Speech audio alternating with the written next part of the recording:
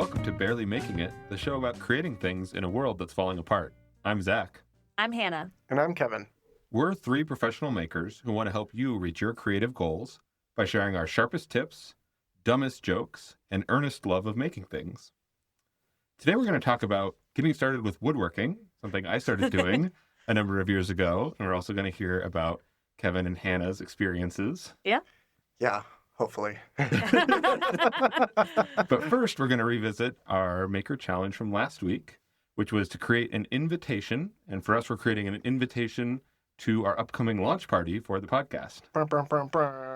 I assume whichever one of these wins is the best? Well, Is the official one? How are we deciding? I was asking some friends about this. I'm like, so obviously mine is going to slay. Like, Obviously. everybody knows, everybody agrees without even seeing it. But they were like, what if everybody else's is as good? And I was like, okay, well, I don't like to prepare for something that's not going to happen. But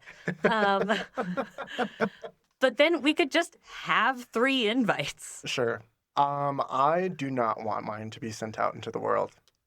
Well, then we're sending. Yeah. I think that- Okay, so we have the one that we're going to use. Yeah. It's so bad. I think creatively it wasn't there. It's not cohesive. All right, It's silly. Kevin, show it to All right, it to yeah, well, it's we're time not for the the judge. reveal. Let's be the judge. It's silly, goofy, and I think that's all that matters. So I have mine. I printed mine out, and I did forget it, but I did bring it up digitally. These will also be Earlier- on our socials. Oh, God. Okay, so I did text you guys today to send me some pictures because, one, I didn't realize that I don't have any pictures of you guys. But I needed your faces to also be on this, so it's just not my face. Really comforting to know that your failed artistic endeavor includes our faces on it. Absolutely. Really And great. I think once you see it, I think once our listeners see it, you will understand. Hannah, you are the smart person in the group, and you chose a good picture. Great picture, even. Okay. I'm going to turn it around now, and I will explain. Oh, my God. Yeah. Listeners, earlier I asked Zach, Hannah, to send me a picture of themselves, and for Zach specifically to send one of his dog. And I made a cute little situation in the background. Cute is subjective. You think Pal's not cute? It looks like those Censored. shitty sublimation socks. So Yes. that's Yeah. number one. And then the other part of it laid over it looks like bad Brady Bunch. So Yeah. imagine those two things, shitty sublimation Yeah. socks with like customize them with your shitty girlfriend's face on them, or over the Brady Bunch, but in a bad way. Now, I Okay. can't read what it says at the top because it's red text over a repeating pattern of my dog. Or the I- bottom. I'm Can you read the bottom? No, not that either. I assume it says graphic design is my passion. Can you verify? It's Okay, giving. so I think you guys both got my vision across, and that is all that matters, because that is exactly what I was going for. Awful Brady Bunch and confusing to interpret. Great. Honestly, if that was your goal, destroyed it. I do need to talk about the pictures that are on here, though. Okay. Top left, Zach in a Minion costume, which I'm assuming is for Halloween, if not for fun. I think the thing I like about that photo of Zach, again, these invites will be on the socials, so you Yes, will yes, see yes. this face of Zach's. The thing that I think is really crazy is that Zach's face is giving minion energy. It is. He Like is. it's giving banana. Yeah. Can you give us a quick little banana? Banana. Oh, See? yeah. Yeah. Yeah. Born to be a minion. Yeah. This was the costume I wore at work for multiple days during our Halloween events. Multiple days. Well, yeah, Did it like, get stinky? oh. You got a little stink. Oh, not days in a row? Or Not yes, in a row. days in Not a in a row. row. Okay. I okay. washed the shirt. I didn't wash the overalls, but I didn't get into that much mischief. So Sure. Middle pick, Hannah looks great. Hannah looks cute. Honestly, Period. one of my favorite pictures of myself, my friend Emily took it. It's so good. Well, the reason I'm going to get into mine, the reason I asked for most recent pick is because hopefully those are the better ones. This, bottom right, is where I am. That is the most recent pick that I took of myself, of like a decent angle. Usually they're kind of like lowered. You can see some chins, you can see some nose hairs. This one was like face forward. I was so drunk in Boston when I took this picture. I am chowing down on this fucking sausage that I paid $25 for. These people over there are crazy. Kevin, Anyway. you said that so quickly, I couldn't even come up with the right. Like, there's so many Yeah, there's so options. much to unpack. So I mean, happy Pride, everyone. But It's crazy. It's crazy. And I think that's what I give. That's what I bring to the table. And I think all three of these pictures really capture all of us. And at the heart of it, sentiment. So it's actually, you guys are being mean. I was so sure that this was going to be bad in a way that would make me want to send it out as the invite. No. and Yeah, no, And you I really just don't. can't in good conscience. I told you. I told you. People won't come. No, People won't come. because they won't be able to read when or where or what it is. We're at the location, I said at Zach's house, probably. Well, that's honestly better than what I put, which is the actual address, which we'll have to blur on Oh, yeah, socials.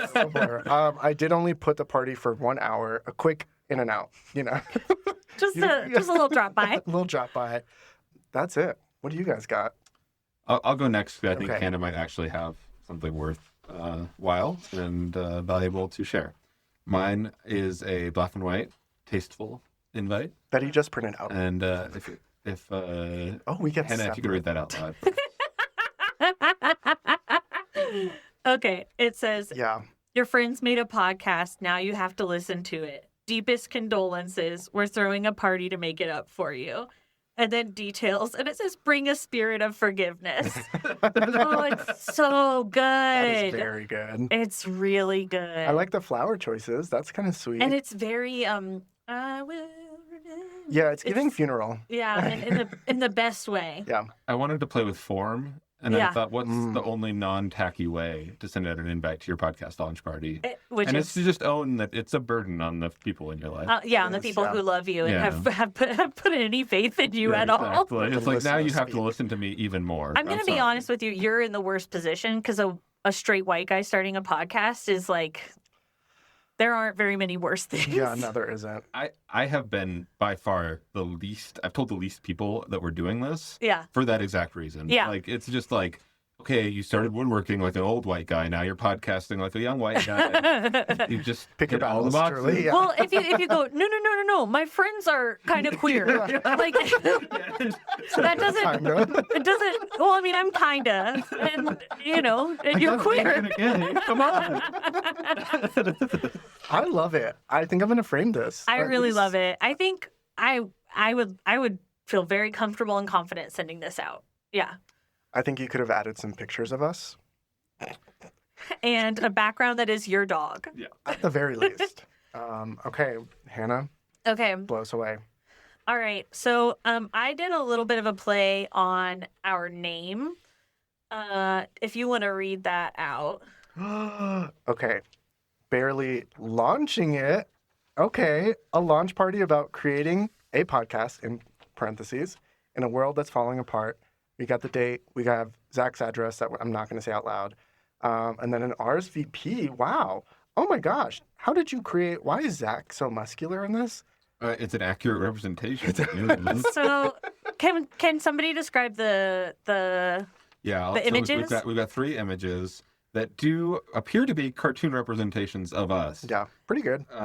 We've got Kevin cooking up top, all through open windows. they're not just like floating out in the middle of nowhere. They're in these No. little open windows, so it looks like you're looking into a building where we're The all brick making background. things. Oh, sure. Yeah. Yeah, we live together. Hannah is sewing, and I have put on a ton of muscle mass and am It was the planing best some way wood, to which find. that is how you feel when you've been planing wood for an hour. Is Yeah. that, like, you're like, I'm going to be swole after this. And I'm then, gonna be no, it's Big just, and beefy. Yeah, Does your not work that forearms way. just hurt. yeah.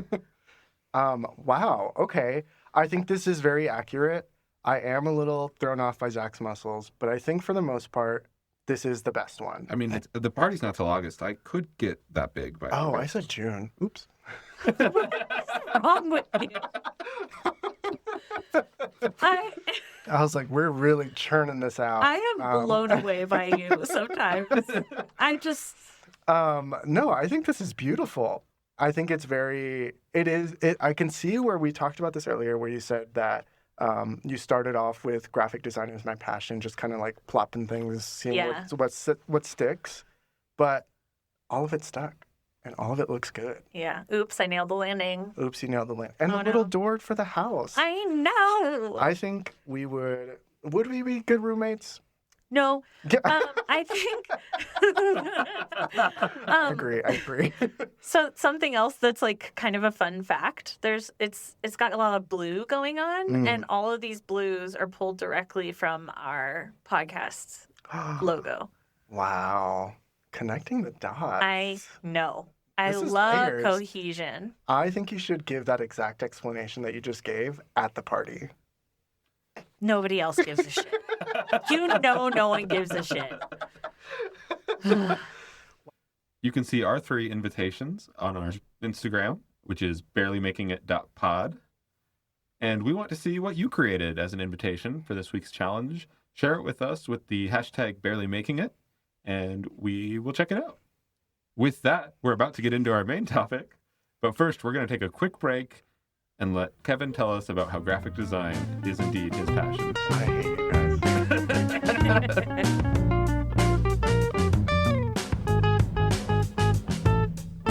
Welcome back to Barely Making It.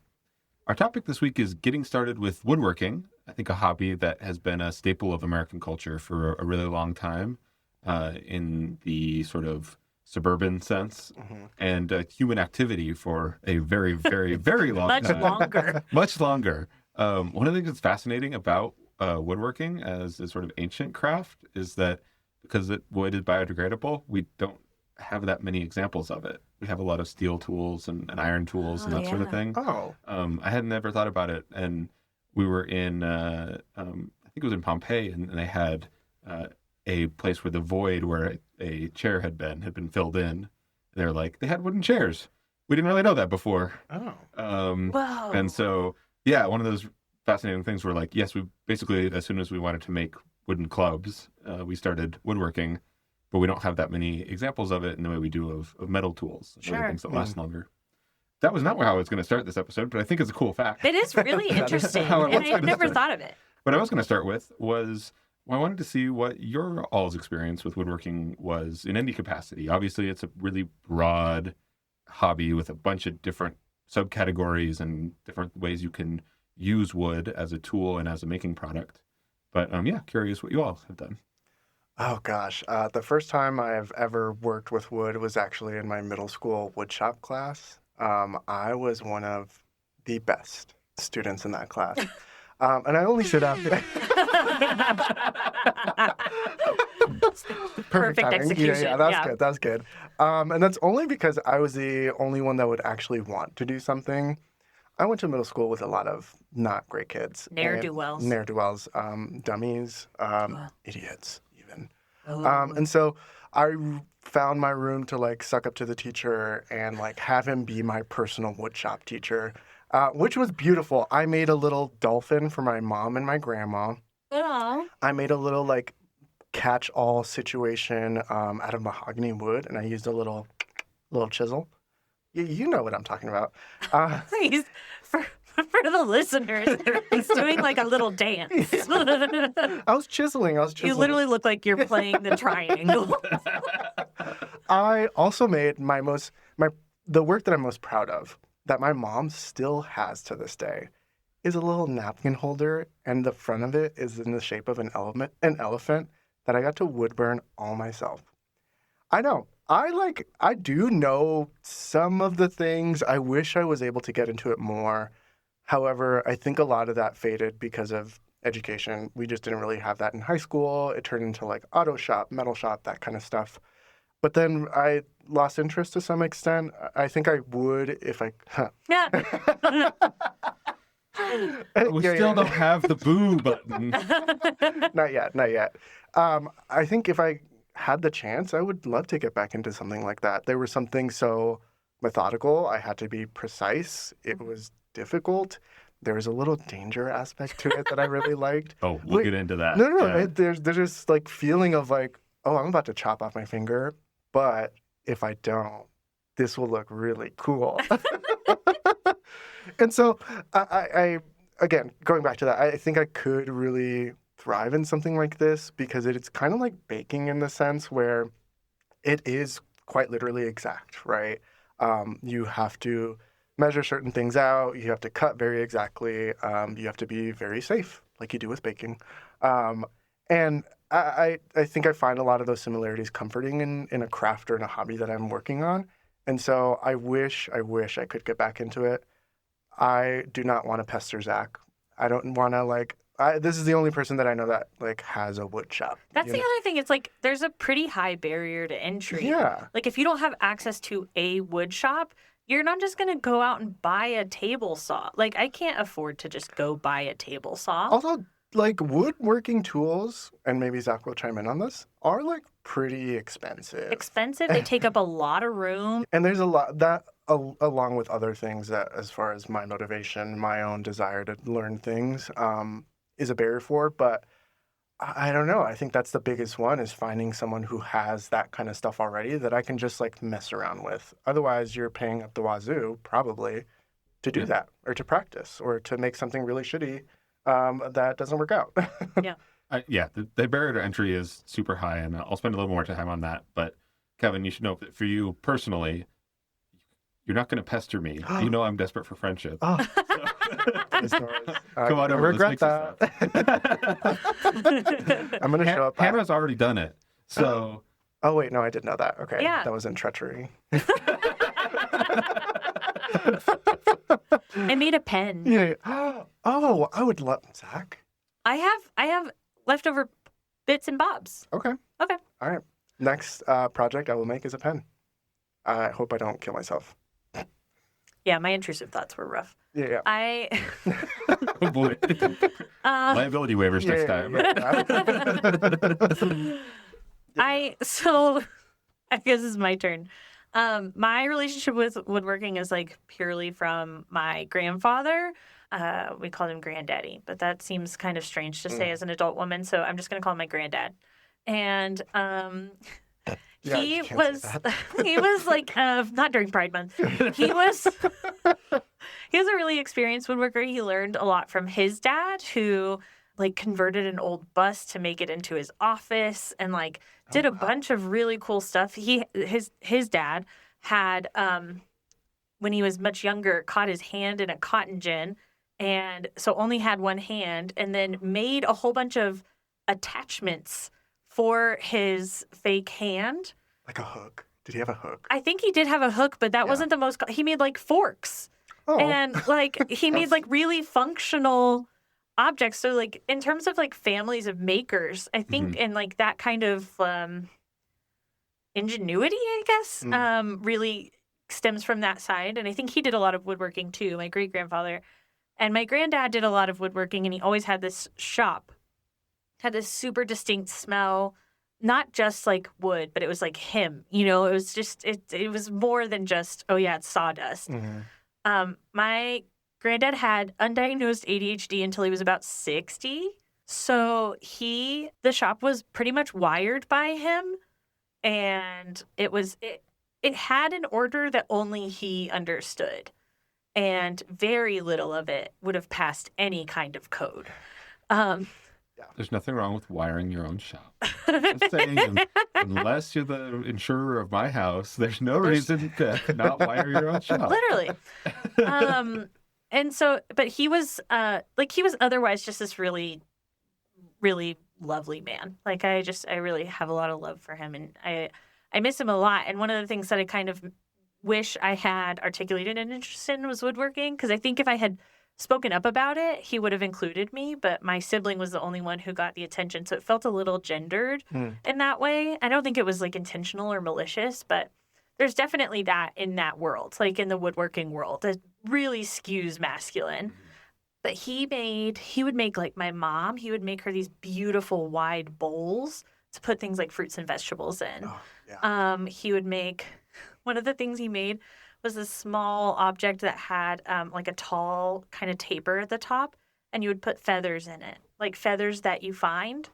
Oh, that's really cool. Display little feathers that you find. That's how whimsical this guy was. He also made for my grandma, when he remembered, a wooden heart out of a different kind of wood, and he would make it differently every year on their anniversary. So they had this wall that was these beautiful wooden hearts that were all so different sizes, different shapes, you know, of decades of marriage, right? It's this really beautiful thing. Zach, are you taking notes? Oh, copious. One of the things that I loved the most about him, and this was true of him outside of woodworking, but I think this really speaks to how a lot of like how I think about making, which I didn't really put those connections together until after he passed. But when my sibling was first learning how to use the machines, which he had like a lathe, he had table, he had saws for days, he had all the big things. My granddad would say, "Oh, I have this really beautiful piece of redwood. Do you want to start with that?" And Noah would be really, really intimidated and be like, no, I don't want to work on a really nice piece of wood if I'm just starting because I don't want to mess it up. And my granddad was so not precious with it. And he was like, this is a good use. Learning is a good use for this beautiful wood. And that's just like such a gorgeous sentiment to me. And I think about that a lot. And that's my relationship with woodworking is a little disconnected, but I think of it very fondly because it reminds me of somebody that I love and miss. Yeah.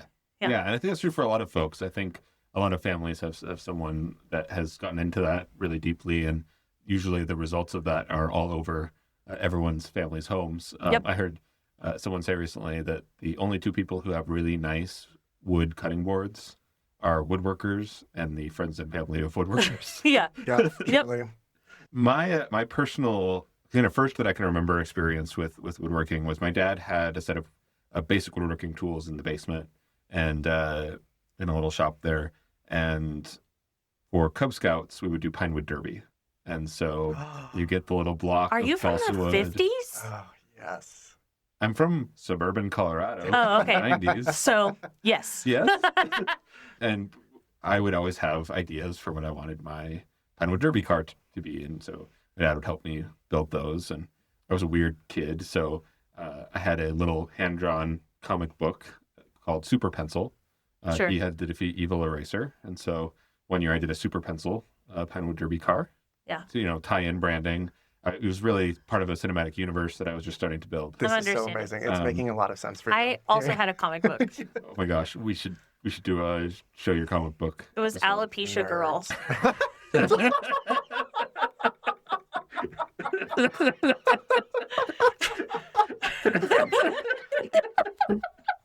Oh, I need to read that Yeah. immediately. I don't think I have access to it anymore. I think it's long gone, but my sibling had just gotten diagnosed with ADHD, so it was Alopecia Girl and ADHD Boy. Oh my Who would you defeat? What was the crime that you would have to stop? Gender norms about hair. Mhm. Okay, sorry. But I want to see the crossover. Yeah, Alopecia absolutely. Girl meets Oh, pencil, collab. pencil Super time? pencil. Super pencil. Yeah. No, it'll be the crossover event of the century. I for sure. totally see that. I did what I just read, Treasure Island. Oh yeah. And, big book at that age. Yeah. For awesome pirates. I also frequently watched The Muppet Treasure Island on VHS. Watched it again the other day.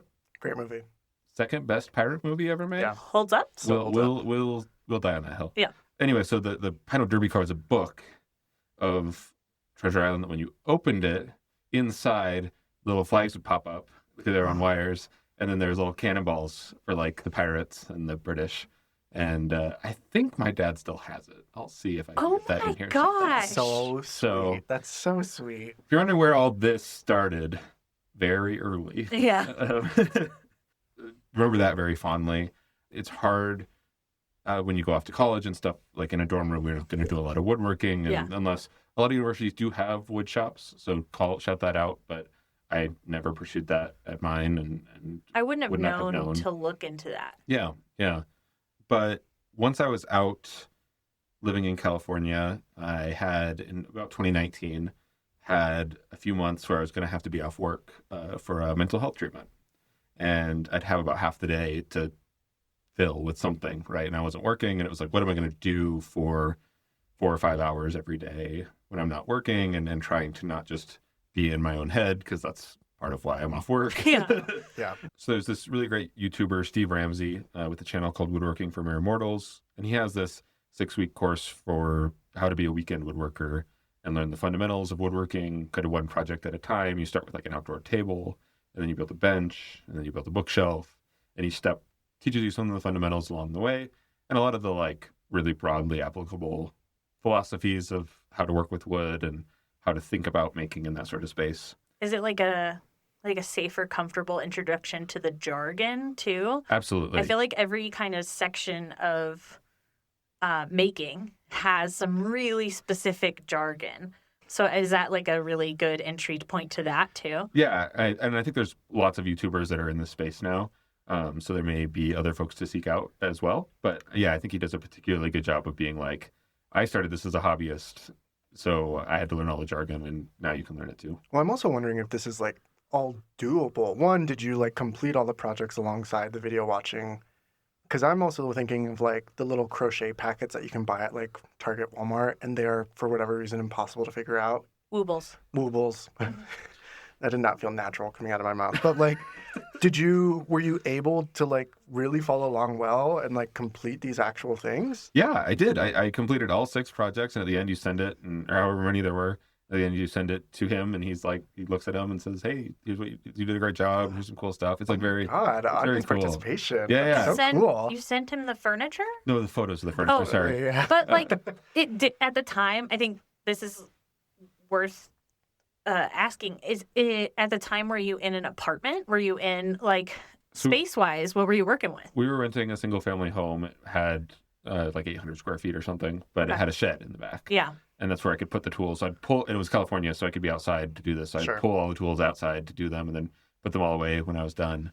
And that gets into like something that is a real challenge about woodworking as a hobby, especially for folks who live in dense cities or who live in apartments. Mm. And no getting around it. Like financially, it's an expensive hobby to get into. Yeah. Lots of hobbies get expensive at a certain point. Sure.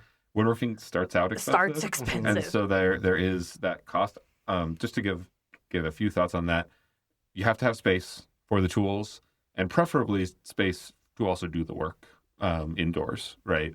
And it's not just the tools themselves that you need. You also need an ability to ventilate and to deal with dust, because sawdust is really, really, really, really, really bad for you, which is a shame because it smells really, really, really, really, really good. Is it actually bad for you? I thought it just kind of like gets Can you stuck imagine in your it nose. in your lungs? It's very bad for you. Oh, okay. Maybe I Yeah. should stop. What are you doing? Mm. None of your business. Mysteries never cease. One of the things that this program provided, and this was, 6 years ago, so prices have changed, but it provided a list of tools to get started for under $1,000, Oh, cool. which is still a lot of money. Yeah. But you can spend way more than $1,000 on a single tool if you don't know what you're looking for and Yeah. that sort of thing. I So- just got a new sewing machine, so yeah, I know, I know the T. Yeah. Yeah. So, and those are, the big ones there are going to be a table saw, a miter saw, which people also call a chop saw, straight up and down one. Mhm. You need a drill, you need a driver, and there's a variety of other things you can build out along the way. And but it's a pretty basic set of things. There's just a few things that you don't want to go really, really cheap on, or you risk hurting yourself or hurting the project that you're working on, or it'll just blow up in 3 months. And Does that mean you probably wouldn't, just you personally, probably wouldn't trust something you find on like Marketplace or Craigslist? not at all. It depends on the brand that it is Oh, Mm. and how it was cared for. there's a lot of brand power, and there's a lot of A lot of brand power, and so a nice tool. Actually, if you find a really old tool, a sufficiently old Oh, tool, yeah. That's how Then all you my granddad's tools. Work. definitely want to get it. Yeah. Right. A lot of those were built to last forever. They're made entirely of metal. Yep. Yeah. They're heavy as hell, but they're never ever going to break. They're a pain to maintenance. But in some cases, but yeah, there's a lot of great old tools. My personal exception to this is do not buy an old table saw. Oh, why? That's good advice. Table saws are far and away the best way to cut off your fingers. Yeah. Just like for fun. They are the majority. As far as I understand, they're like overwhelmingly how most shop accidents happen, and especially those that result in the loss of fingers. How do So, we feel about the situations or the mechanisms that are happening within those table saws that like detect finger the situations? the saw stop, Yeah. super super cool. It's like the next time I can get that much money together, which I don't know when that will be. They're very expensive. Okay. That's what I want. It's not what I have right now, hmm but there's some very simple safety mechanisms that are on modern table saws that older ones lack. Like even my dad's doesn't have. One is called a riving knife. It sits behind the blade and it helps push the two pieces of wood apart from each other, Yeah. so that they can't come back into the blade and kick back at you. The other really dangerous thing with the table saw is kickback. It's where wood gets trapped between the fence and the saw blade, and the pressure, if the grain is running in a particular direction, the pressure can cause it to shoot back with extreme force. Everyone who My mouth is open. This Sorry. is Final I just, like- Destination. it's very Final What? Destination.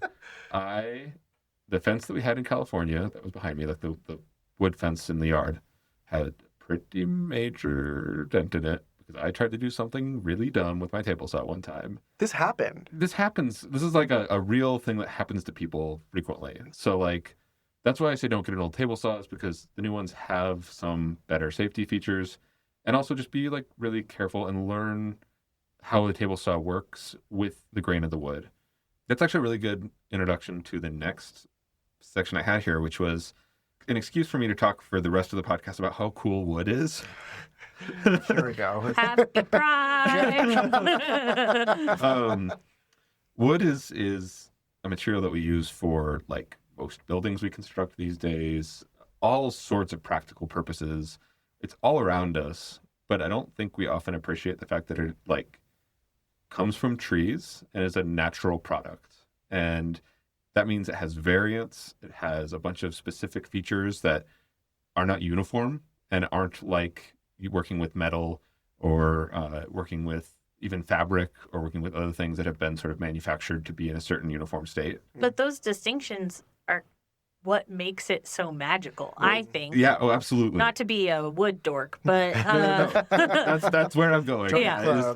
Is like, and so you have different species with different properties and different colors and different, but also different like densities and porousness and grain patterns. You've got, knots, which are literally where branches form, like out of the knot, right? Yeah. And Those are a pain. They're- For my middle school Yeah. class. Oh, yeah. Those are a pain. they don't conform well to Yeah. tools, right? it can be so beautiful. Exactly. Yeah. So you've got this on the one hand, like we have to build the tools in a mechanical way to try and deal with this as much as uniform as possible, but it's never going to be uniform, and there's always It going to can't be. be. It can't be, right? And so that's like with the table saw. Depending on the grain direction, it'll either go right through the table saw and be perfectly safe, or, and that's if you're going parallel to the saw blade, but if you go perpendicular, it can bind and kill you, right? Cool. Good Yeah. night. So my intrusive thoughts when I was in your shop, which I was, again, unmedicated. And if we're talking about mental health, but I was literally like, I went home and I was like, that was so much fun. I had a great time. I don't think I can go back before I'm medicated again because like the intrusive thoughts were so real. And now I'm like, they were very valid. Yeah. No, and we were using one of the safest tools you can Yeah. use, which is the You were a great instructor, and I did know logically that I was safe. yeah. It wasn't a logical I don't want to scare fear. people away Yeah. from this hobby because it can be perfectly safe. Well, that's what I was going to ask. How did you get over that hump yourself? I mean, from the kickback that you experienced or from just getting into it in general? Yeah, Like, there's was there? there'd be a lot of anxiety for me. I would be anxious. Like anything, if you understand how the system works, how the tool was designed and the way it was meant to be used, if you take like one step further than say folks who come into our maker spaces and just start pressing buttons, Yeah. which is often a great strategy for like a digital Learning. interface. Yeah. It's literally learning, yeah. Woodworking involves a lot of taking one step back and saying, how is this designed to be used? Mm. Right? It involves like reading the manual Mhm. in a way that I know, but you don't have to do it for everything. But like, Triggering my acid reflux. and so I don't know, for me, you mentioned sort of the danger aspect of it, right? Mhm.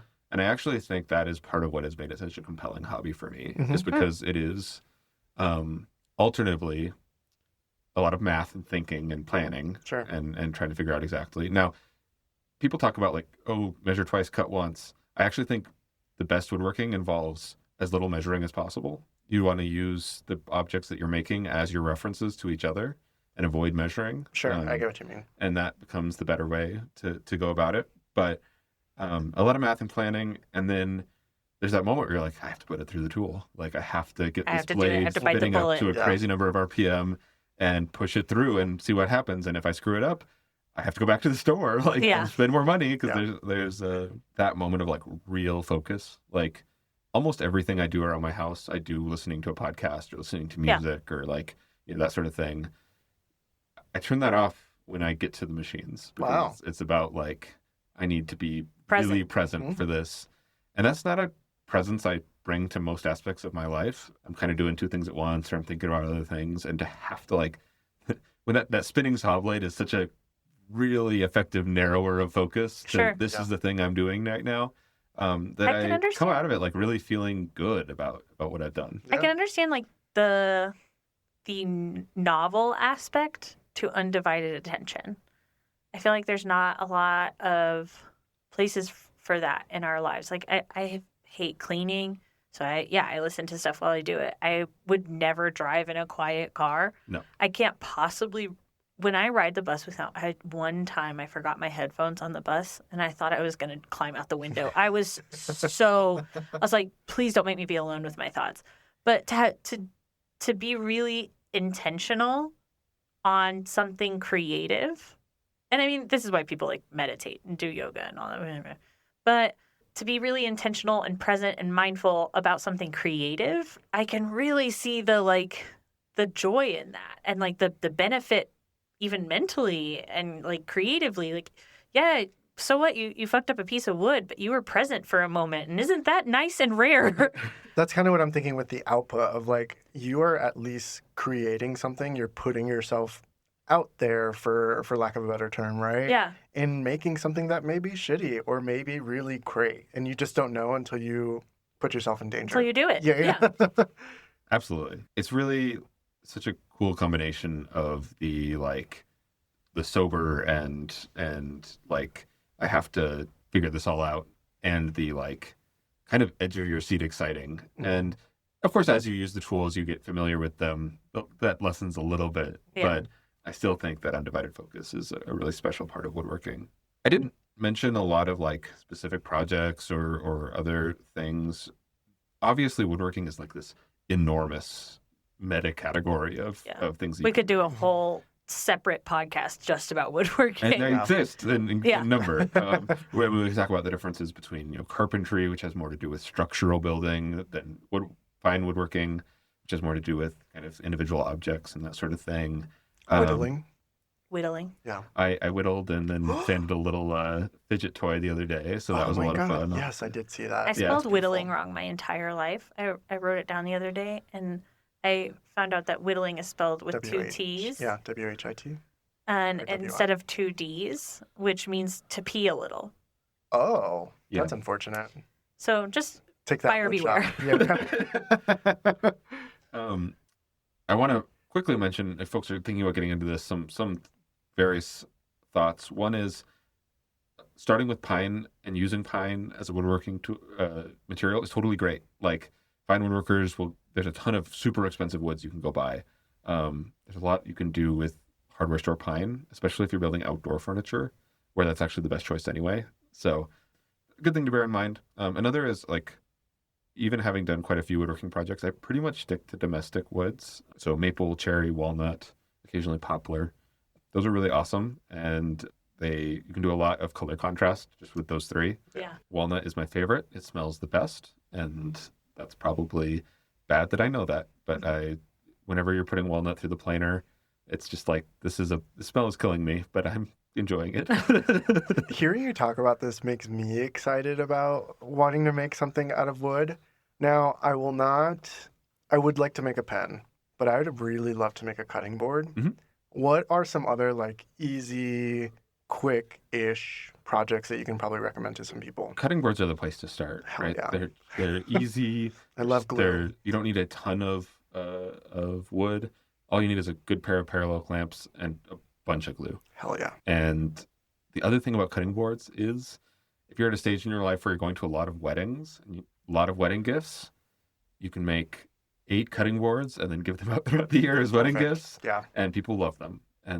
But you do have to tell them that you made it, because they sometimes don't figure that out. They're like, I thought you bought that. And you're like, Yeah. No. Yeah, no. They're like, my work is just perfect. It's perfect, it's exceptional.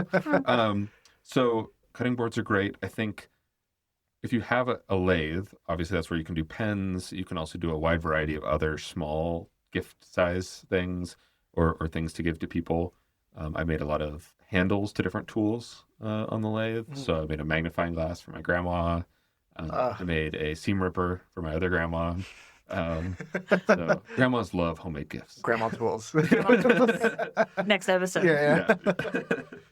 And I think there's a lot of relatively accessible small furniture. So a coffee table, a bench, these sort of things are things that you can typically incorporate unless you have one of those you already like.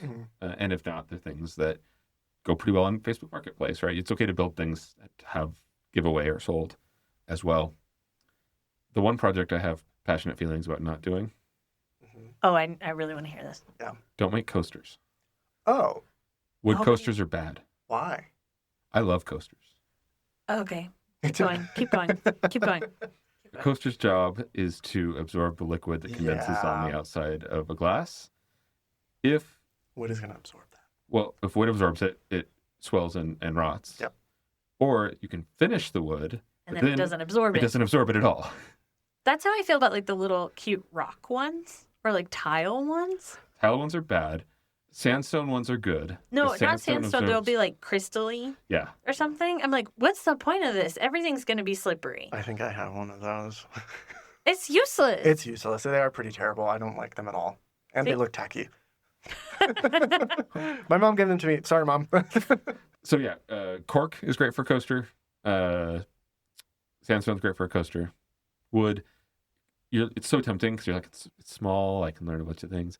You can make them as decorative pieces to put up on the wall, but Christmas ornament. bad coasters. Yeah.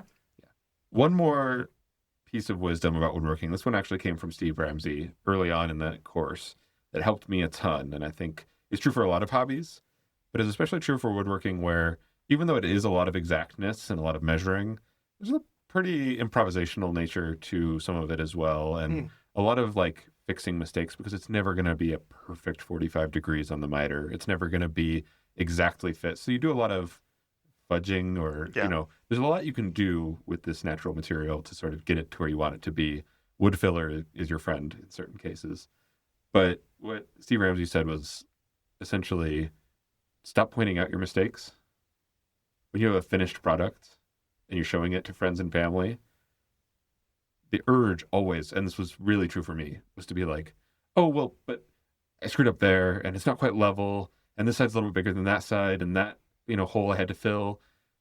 And people don't notice that stuff. Or if they do, it doesn't bother them, right? It's a handmade item. It's going to have some character. That's part of the appeal. If people want mass-produced, perfectly flat, things, they can go buy those on Amazon cheaply and they'll be terrible and they'll fall apart and everything else. But if you're making something handmade and presenting it, just like take the compliment when people say it's good.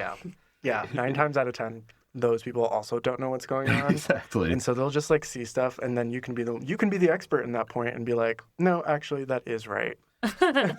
Well, and even better, you learn to live with Your imperfect own. You accept things, it. right? Yeah. And I think, a lot of this for me kicked off as part of a journey through mental health. And thankfully, I'm in a much better place these days, in part because of that time I took off of work. And one thing I always struggled with was my own imperfection and the fact that I was not always exactly what I wanted to be in every situation. And I think learning to accept the things I made had flaws and I could still be proud of them helped me feel the same way about myself. And they deserve like love and attention and they deserve all the good things. We're crying, listeners. So yeah, I think woodworking has been a really positive force for me in my life. I think for folks that are able to find the space and the time and the money, which is not insubstantial to get started with this hobby, but it is one that can yield a lot of really positive benefits beyond filling your house with cutting boards and tables and your loved ones' houses with many more wood objects.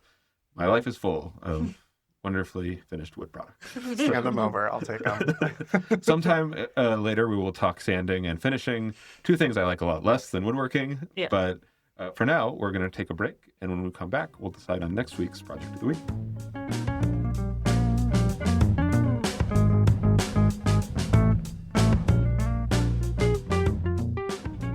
Welcome back to Barely Making It. Before we go, we want to pick next week's project of the week that you can join in with us in making. To do that, we're going to do a random number generator. Kevin, we have 42 options in our list. If you have ideas for maker projects, send them to us on social media with the hashtag BarelyMakingIt. Alrighty. Kevin, what is our number for today? Okay, I started my beep boop boop a little early. Should I bring it back? Oh, bring it back. Yeah, I like it. Beep boop boop boop boop beep boop boop boop boop boop. 24. I'm reading it like I'm at the DMV. This one is going to be a real challenge for us. Oh, I love that. Okay. Oh, no. I'm a little bit intimidated by this one. I'm not going to lie. Oh, is it Is one it? that I put in? It is. Oh, yeah, because like I think about 80% of them are. And I think we may have some guest judging for this category. Yay. Oh, I love critics. I know which one this is. This one is make something a teenager would like. Oh, I think I'm tapped the hell in. I will be so ready for this. I am not remotely ready for this. Really? We interact with teens. We're around them all the time. You don't feed off that. You don't. Have you seen the glare that the teens we work with give me? Yeah. The like, ugh, this millennial. Like, it's so fierce. And when they talk about my shoes, one of them just goes, you know, those Toms or whatever. Like, it's Amazing. brutal. But are they So Tom? rude. No, they're kids. But still. I did have one tell me the other day, I made a joke. I thought it was funny. And they just looked at me and said, why do I talk to you? Yeah. Right. Yeah. I think Yeah. I've said that to you at some point with one of your jokes, so that makes sense.